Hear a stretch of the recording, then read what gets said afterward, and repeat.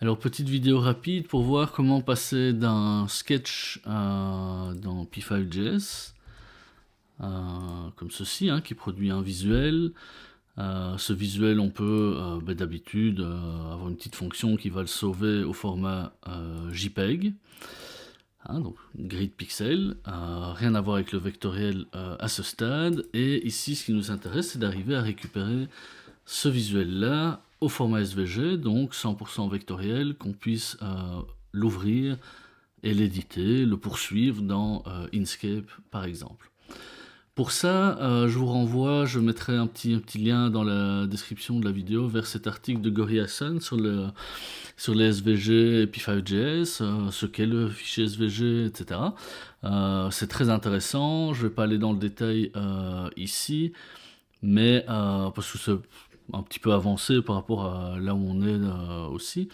Mais voilà, pas d'obligation de le suivre, mais ce qui va nous intéresser ici, c'est cette ligne. Donc je vous laisse vous repérer dans la page. Cette ligne qui nous renvoie vers une bibliothèque JavaScript créée par Zenozeng et qui nous permet de créer un environnement pour gérer le SVG. Donc je vais déjà copier cette ligne. Et donc, alors, d'abord, je vais vous montrer ici le comportement par défaut. Je suis sur mon sketch, j'appuie sur la touche S et je sauvegarde un fichier JPEG. Il déborde un petit peu ici. Donc voilà, un fichier, si je zoome, je vais avoir un fichier pixelisé. Pour pouvoir récupérer un SVG, je vais devoir ouvrir cette petite flèche ici dans mon éditeur. Là, je vois vraiment la réalité de mon projet, en fait, qui est un petit site web. Donc, on a notre fichier JavaScript qui est là, le fichier HTML, quelques styles CSS de base, mais on pourrait même les supprimer. Et dans notre fichier HTML, dans notre en-tête qui est ici, on a le chargement de plusieurs scripts. Par défaut, le premier va être P5.js lui-même, donc cette bibliothèque-là. Le deuxième va être p5.sound. Alors ça, on n'en a pas besoin ici, je pourrais même le supprimer, mais vous pouvez le laisser, ça change pas grand-chose. On charge notre feuille de style ici à la ligne 6, tout ça on n'a même pas besoin de comprendre. Nous, ce qu'on a besoin de faire, c'est de venir dans cette en-tête, venir copier la ligne, enfin venir coller la ligne que j'ai copiée dans l'article il y a 2 minutes. Donc je suis venu la coller ici, tout simplement. Je sauve mon fichier HTML, je suis bien dans le fichier HTML ici. La suite, ça va se passer dans le fichier JavaScript. On va venir ici dans la fonction createCanvas, où on a la largeur et la hauteur. On va venir rajouter un petit virgule SVG en majuscule pour passer en mode SVG. Et on va, dans la fonction save ici, clôturer par sauver au format SVG et pas au format JPEG, ce qui serait absurde. Donc une fois qu'on a fait ça, je sauve mon fichier JavaScript aussi. Et théoriquement, on a tout ce qu'il faut. Donc si je fais play, déjà,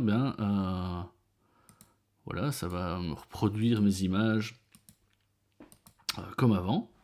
Et quand il y en a une qui me plaît, par exemple celle-ci, je vais appuyer également sur la touche S, mais la petite différence d'avant, c'est que ici, je vais avoir un fichier SVG que je vais ouvrir dans Inkscape. Et vous voyez que dans Inkscape, il est venu m'ouvrir tout ça au format SVG. Je vais pouvoir récupérer tous ces objets ici avec leurs contours, ils sont groupés.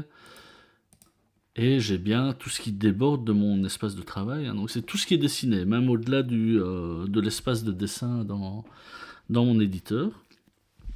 Et après, moi je peux tout à fait venir ici. Bon, c'est pas l'objet de cette vidéo-ci, mais créer une découpe.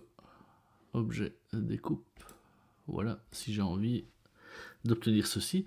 Ce qui est important de voir, c'est que je suis bien en format vectoriel. Si je viens zoomer sur une zone de mon dessin ici, je vais bien l'avoir en qualité impeccable. Et si je passe en mode, s'il veut bien, là, il est un petit peu lent. Si je passe en mode contour ici, je veux bien voir mes tracés vectoriels qui sont parfaitement alignés, comme on peut le voir ici. Voilà, c'était ça l'idée, donc c'est pas très complexe et en même temps ça permet de... voilà, c'est un outil de plus, une corde de plus à notre arc. Voilà.